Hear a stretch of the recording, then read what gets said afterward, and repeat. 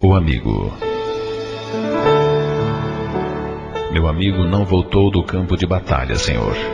Solicito permissão para ir buscá-lo, disse um soldado ao seu tenente.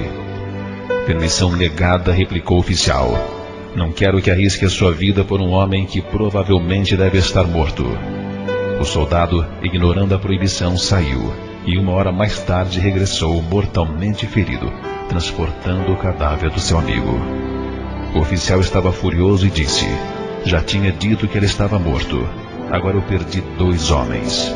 Diga-me, soldado, valeu a pena trazer um cadáver? E o soldado respondeu: claro que sim, senhor. Quando o encontrei, ele ainda estava vivo e pôde me dizer: tinha certeza que você viria. Amigo é aquele que chega quando todo mundo já se foi.